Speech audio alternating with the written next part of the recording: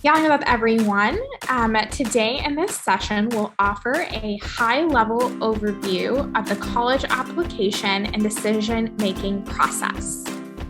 My name is Sana, and I received my undergraduate degree in marketing and public health and my graduate degree in counseling from Southern Methodist University in Dallas.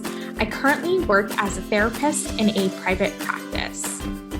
My name is Umber. I received my undergraduate degree in Islamic Studies from the University of Texas at Austin in 2015, and I currently work as an education consultant for a company called Vox. In today's session, we hope to give you some important steps to take to get started on the college application process. We'll start with an overview of how you should get started by learning about a method in selecting schools and staying organized. Then we'll transition over to the actual application. So once you have your schools picked and organized, what do you do next? In this section, we'll dive into key elements of the college application process and provide best practices on how to approach each.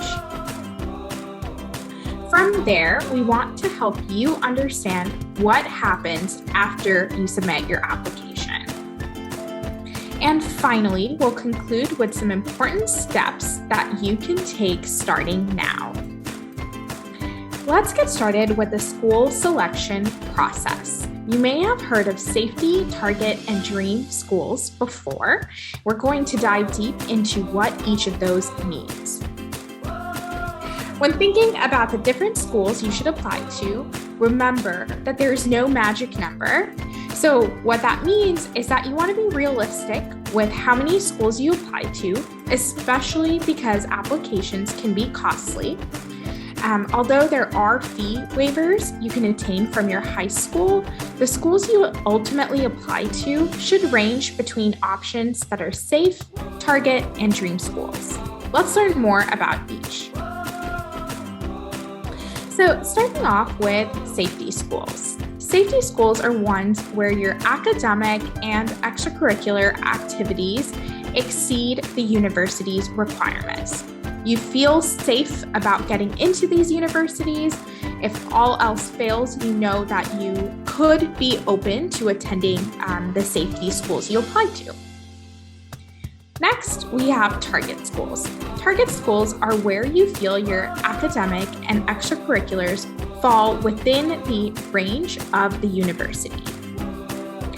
Lastly, we have dream schools. This is where you would apply if getting in wasn't the issue. These are options where even if your academic and extracurriculars fall outside of the school's range, you would want to give it your best shot and apply. So once you have your school selected, do some research on them. Something that we have through the Aga Khan Education Board for USA is a college composite ranking report. And this report features the leading 300 public and private national universities, liberal arts colleges, and other institutions of higher learning. This can be a really great resource for you as you list out your target schools. The aim of this report is to really give you options that you may have not considered before, inspire your interest in more selective institutions, and just overall assist you in developing a more broad range of choices for your college education.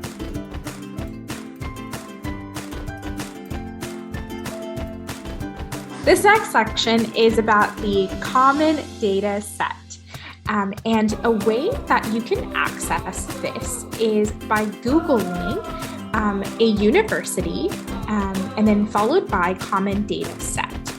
You scroll down to the year 2020 to 2021 or whatever the previous academic year is and scroll down to C7. So C7 has a section on the different considerations a university looks at when reviewing applications. And it helps you understand what certain universities are prioritizing. For example, this common data set is for Emory University. You can tell that Emory prioritizes your academic GPA more than your class rank. And we can see this with the section, that's the column that reads very important. These are the aspects that you want to focus on when applying to Emory University. This is a great cheat sheet to use for all of your schools to see what are some aspects of your application that need to be highlighted more for a certain school. So now that you've picked your schools and done your research, how can you organize it all? We recommend creating a spreadsheet. There's so many different templates that you can find online. It's just a matter of searching for it. But if you can't find one, ask a mentor or create one yourself to keep everything organized and in one place.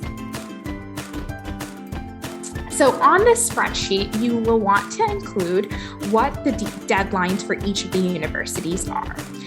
So early decision, ED, have plans that are binding for students. This means that if you apply early decision for a school, then you must attend that college.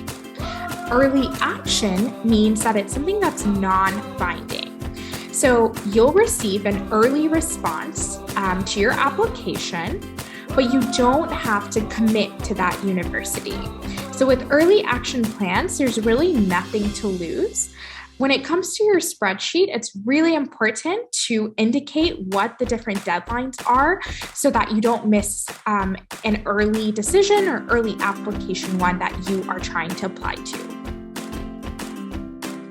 You also want to order your schools by deadline and importance so that you can prioritize what applications are most important to you and then work on those earlier in the season when you have a little more time to write and refine.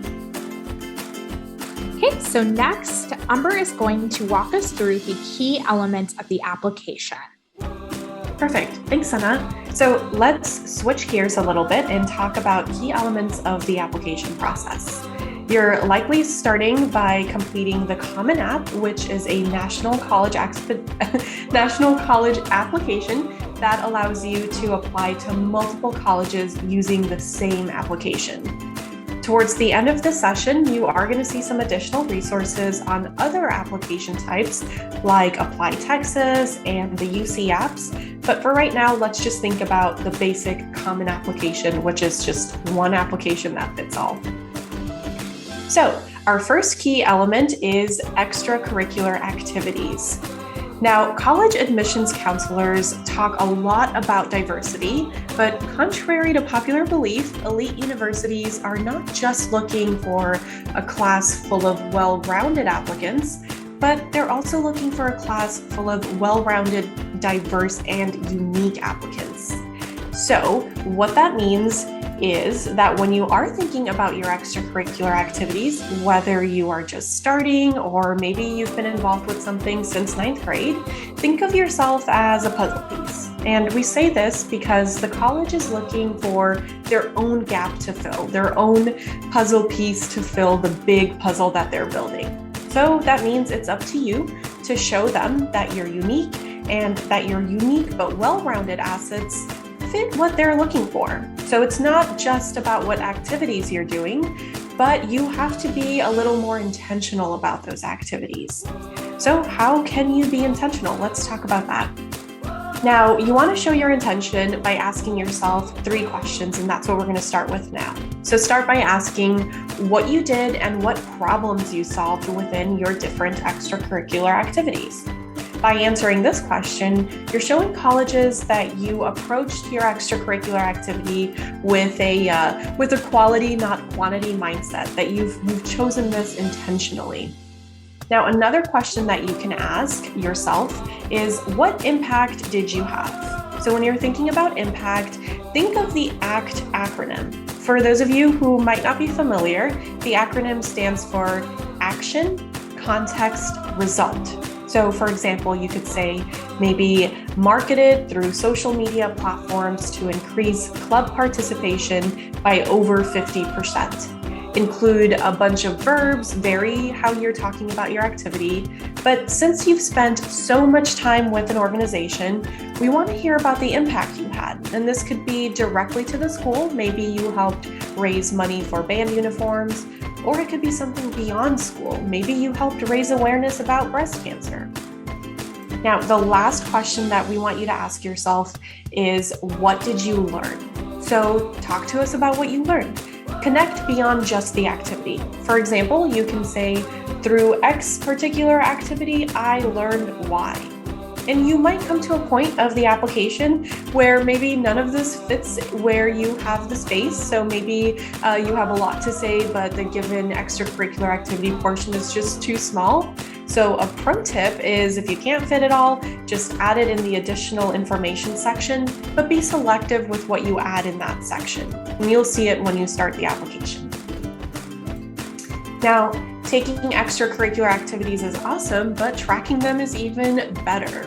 So let's take a look at this spreadsheet.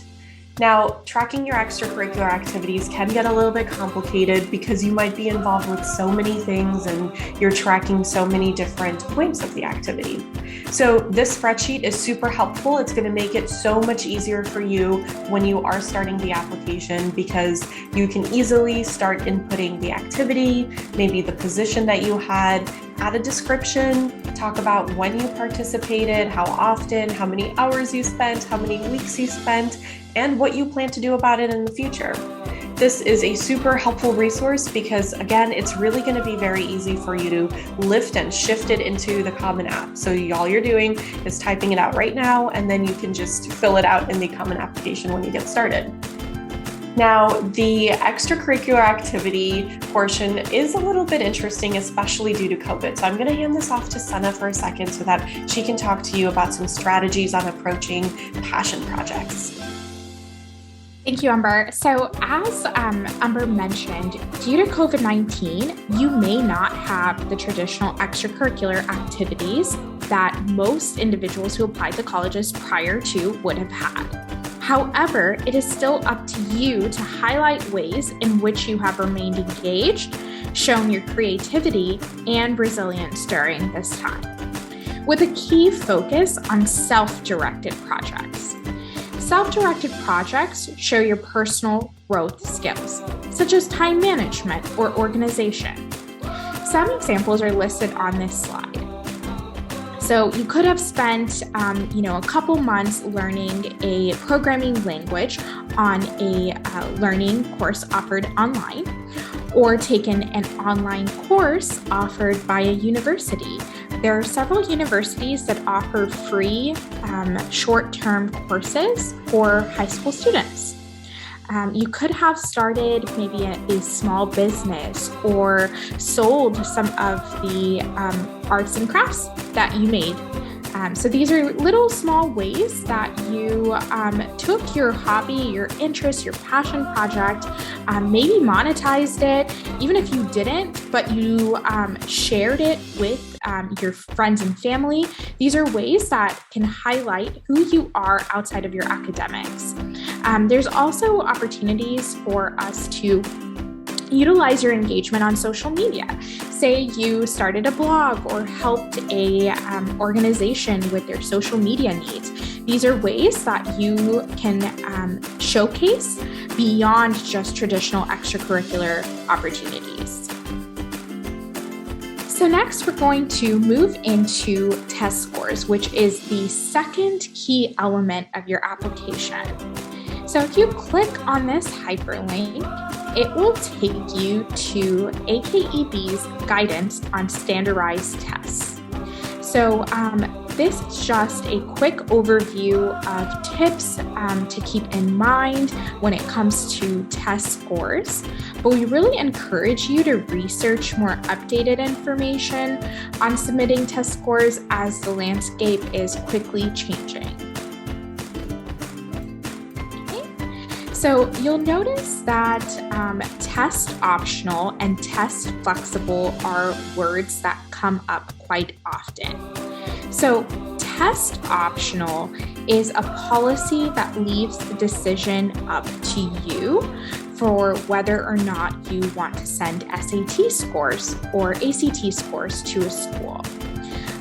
In other words, you don't necessarily have to send these scores, but instead you have to reflect and decide whether or not the test results are an accurate representation of your academic ability and potential. And then alternatively, you'll see that test flexible is also a phrase that pops up. So a test flexible policy requires us to send test scores, but it might allow you for different options in place of the SAT. So for example, some schools might waive their test requirements if you meet a minimum GPA, or if you're applying to a specific program, you might not necessarily need to submit an SAT score. This is something that varies between schools, between programs, so we encourage you to just check the application requirements on the school's website. Something else to note is that Common App is for reporting your scores, and College Board is for sending your scores. So you will be asked to send your scores directly through College Board, even if you are reporting them in your Common App. So we have talked about the rest of what's on this slide. Something that I just want to highlight is the last bullet. So please be aware of what the implications for not taking a test are. So just because it is a different time does not necessarily mean it's an excuse to not take a standardized test. Your test score can actually function as something that's more meaningful in your application.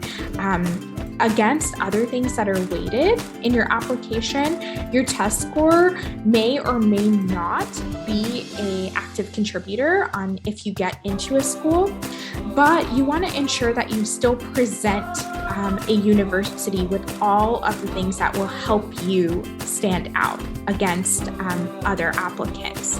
And so really consider taking the standardized tests and working towards the highest score that you can get. And now I will hand it back to Umber to discuss essays. Awesome, thanks, Senna. So the final key element of the application process we want to share with you is on essays. And I actually want to start with a quick true or false questions. So I want you to think about this statement. Is it true or false that your college essay has to be about a significant challenge that you faced? No, the answer is actually false. So challenges don't have to be your typical problems. I'm going to click into this resource and show you that challenges can range from anxiety to just moving to a new city. Now, a lot of your questions or a lot of the prompts that come into the personal statement might ask you to think about something that has changed or that has caused you to think about something differently. And that's what we're going to think of challenges as. Now, when you're thinking about your personal statement, there are a lot of different things that you can start talking about, but sometimes it can be hard for us to actually write a meaningful essay. So it can be hard to actually start the essay, especially because there might be so many different things that you want to share with your college. So what we want to do is give you some quick exercises that you can do on your own. They're just guided exercises that can help you get started on your personal statement. Now, the first exercise is called the essence exercise. It's an awesome guided brainstorming exercise to get you started thinking about the things that carry meaning for you. So for example, imagine taking a topic like repaving a parking lot to creating, maybe a bittersweet piece on how everybody and everything eventually becomes obsolete. Did you see how that boring topic became kind of exciting to read? So try doing the essence exercise. If you click into this hyperlink or if you Google essence exercise, you'll be easily able to find exact instructions on how to go about doing this either with yourself, by yourself, or with some friends. Now, the second exercise that I want to talk to you about is the values exercise. So this is just another guided practice, but for this one, what you would do is pick 5 values that matter to you, and then isolate to 3, and then just pick 1. Now, writing your personal statement is a process that begins with brainstorming. So try these exercises out by yourself or with some friends and see what you come up with. The personal statement isn't the only writing piece that you may have to do. So the personal statement is a long multi-paragraph essay that really summarizes who you are, but you might have to submit smaller, short essays as part of your application. Your application may have additional essay requirements, and these are often called supplemental or short essays. Writing these supplemental essays can be a bit challenging, so you must do research on the school or the program that you're applying to. So you want to talk to people who've maybe attended the program, maybe some mentors who have friends who attended the program. You want to read about the courses and the different opportunities the school has to offer, because the way you answer these supplemental or short essays needs to be very reflective of the school that you're applying to. So the more relevant your supplemental essays are to what's happening on campus or the city where the school is, the stronger your application will be, because it shows the reader that you've done your research on the school. The supplemental short answers are specific to your school. So this is where you get to cater your responses to the school or the program that you're applying to. So for example, the UC supplemental essays, and that's what I want to talk about quickly for just a couple minutes. Now, several California schools that are part of the UC application focus heavily on values. These questions focus on life experiences, interests, ambitions, and aspirations. Think of uncommon connections even with common topics, and you want to focus on the journey and the values, not repeating what you've already mentioned in your extracurricular list or as part of your personal statement. So this resource is super helpful because it's going to show you the different UC perspective on how to answer these UC specific questions. And I want you to take a look at them as well as that last bullet point of supplemental examples so that you can see the types of short answer questions that you might have to answer yourself. Now, if you're not looking into the UC application, you might find a supplemental essay asking you to think about, things like maybe what your society is impacted by. So what is the most significant challenge society faces today? This could be a question. Actually, this was a question when I applied, and a response could be something like, well, society lives off of Band-Aids. We often put temporary solutions on ongoing problems to make temporary progress. How you answer these short answers is really going to show how critically you've thought about the program or the major or the school that you're applying to. Now, another question could actually be pertinent to the major. So depending on your school or program, you might see a question about why you've chosen the major you have. So to help answer this question, think about maybe 2 to 3 interests and how they come together. Now, starting to write can be challenging, not only for the personal statement, but also for the short answers. And we shared some example exercises to help you get started, but we want to share a couple more with you. So just really quickly, an example exercise could be, maybe take a blank sheet of paper and write down a list of everything you want colleges to know about you. What you love, what you value, what you enjoy, what sort of challenges you enjoy, maybe a Rubik's Cube or solving puzzles. And tell them, write on this list who you are, right? What you look forward to spending time on, what you like to eat. If you could pick one food to eat for the rest of your life, what might that be and why? So this is a very quick exercise you could do with your colleagues or with your classmates, even something you could do right now after this session. Now, another exercise is about 21 facts. So this one is a fun one because you would basically just write 21 facts about yourself and your identities, right? Are you a Muslim woman? Are you a Muslim man? Are you a brother, a sister? Are you a classmate, a teacher, a student? You have so many identities, and writing 21 facts about yourself and your identities could lead you to some awesome topic ideas for your essays.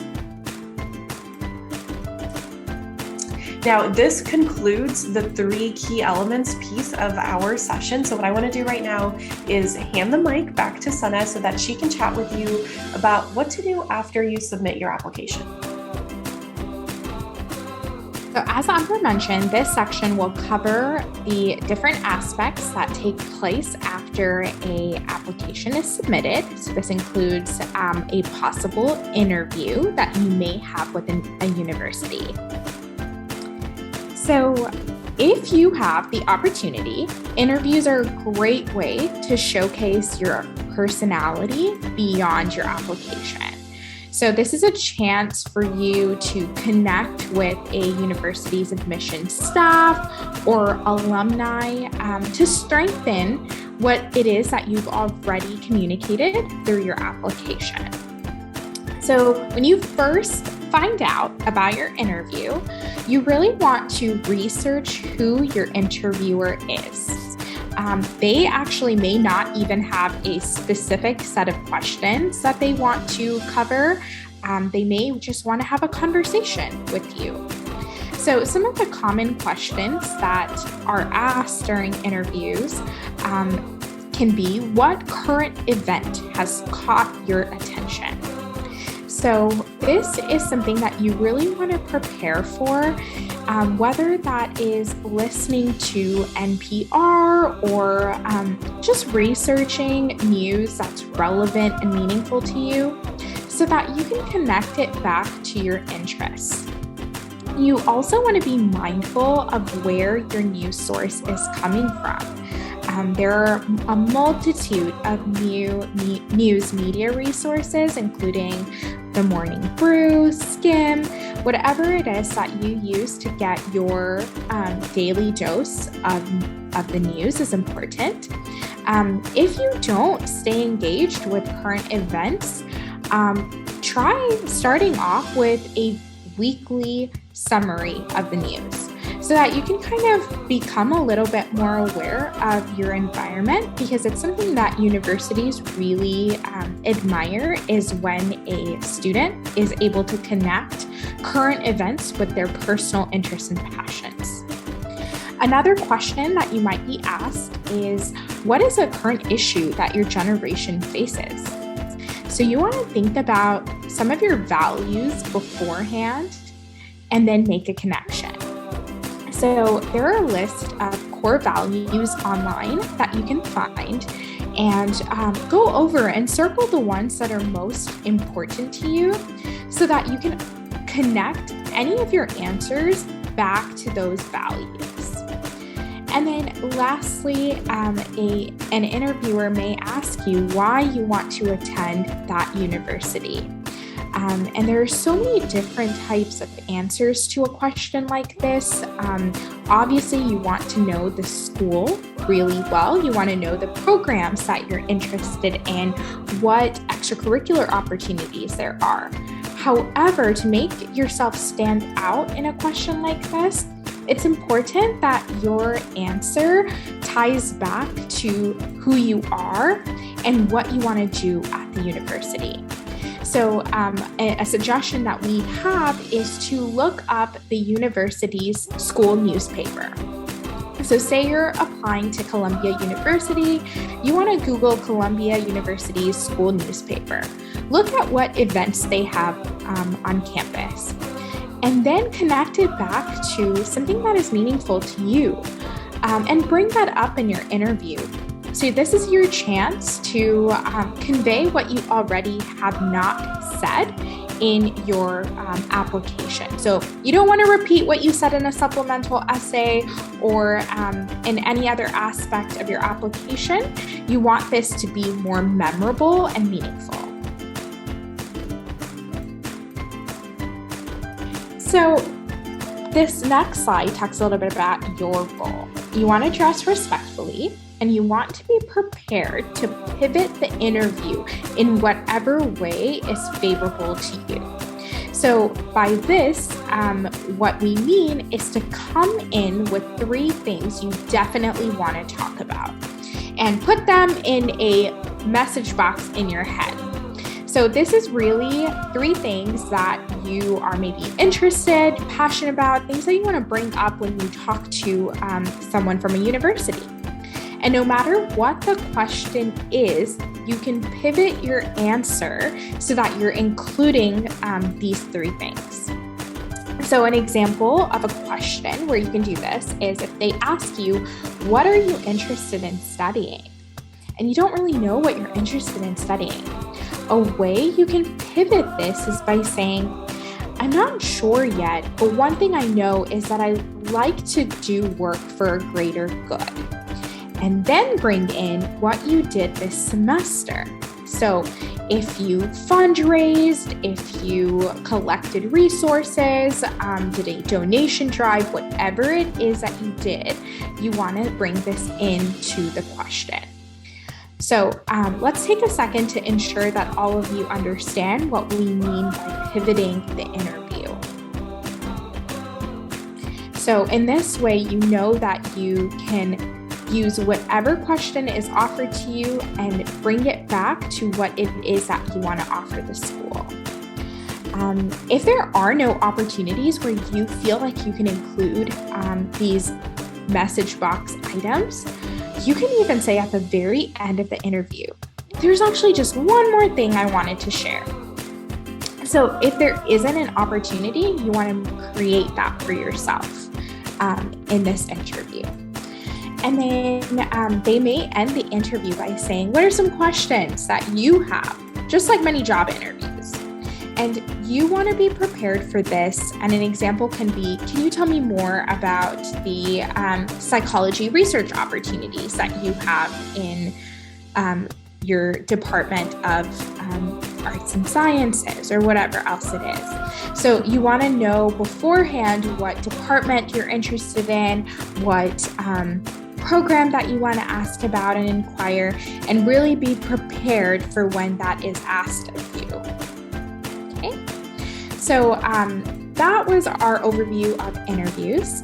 Now we move towards decisions. So say you got the decision back and that you are waitlisted. For a lot of people, this can come as disappointing news. However, there is still a possibility of you getting into the university even when you're waitlisted. So you want to write to the school, express your continued interest, show how you still hope to benefit and contribute to the university. Include anything that you did after the application was submitted. So just because you submit a college application does not mean that you stop staying engaged and involved in your extracurricular activities. So include any sort of new honors that you've received, any sort of awards or recognitions that you did not include on your original application.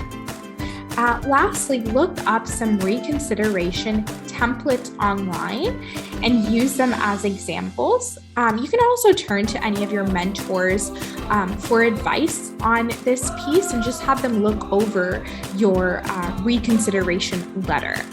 But stay engaged and communicate with the school, especially if you have a designated admissions counselor. You want to make sure you stay in touch with them if you find yourself waitlisted.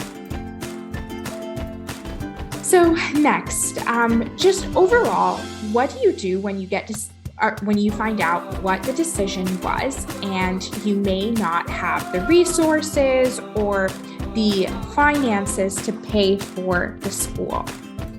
So one thing you want to do is reach out to the Ismaili Students Network, ISN, Ismaili students that you know who've attended the university or just general alumni who can share their experiences and give you a firsthand opinion of what their experience at the university was like. You can also call the financial aid office to have them look over your financial aid letter. You can write this appeal letter to request additional funds.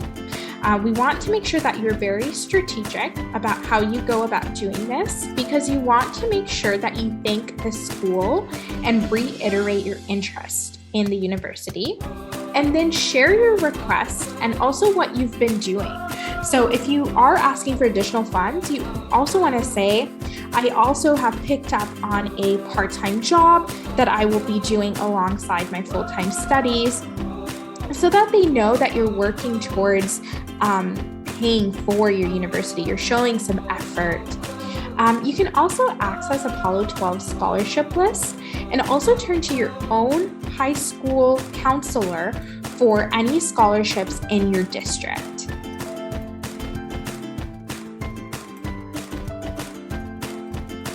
Okay, so other tips that we want to ensure that you are aware of is whenever you are requesting a recommendation letter, you want to ask the person, would you be able to write me a strong recommendation letter? And then in this way, you can trust that whoever is writing this letter is writing it advocating for you. You also want to share your resume with this person. Give them adequate time so that they are not rushed, because often teachers, counselors, mentors have several people that they're writing letters for. There is a specific way that you assign recommenders on your Common App. So you have to assign that person to your college, and then they will get invited via an email from Common App directly that will have them submit the letter electronically. So in this way, you're never touching the letter. You can always ask your teacher, your counselor to send you the letter if you want to read it. But more than often, you will not really have a say in what they write about. So present your resume to give yourself the best chance. And then also ensure that you're aware of how to request transcripts for schools by contacting your school's guidance counselor. Ensure that you're doing this early enough so that you're not caught up when everyone else is also requesting transcripts. And then just be prepared for reaching out to individuals to read your essays and offer feedback, and give them adequate time as well. And then lastly, we have a couple slides just going over some additional resources. We ask that you reference the remainder of the presentation on your own, go through some of the hyperlinks that we have embedded to go over some information on other applications outside of the Common App. Like any presentation, this isn't everything you need to know. So we hope that you enjoyed today's presentation. If you have any questions, please reach out to either of us or your trusted teachers and mentors to support you in this process. We also encourage you to do your personal research and find out what is available out there for yourself, as information quickly does become outdated when it's college admissions. So we try to give you the best overview, but we still encourage you to continue your own personal research. Thank you all so much for your time.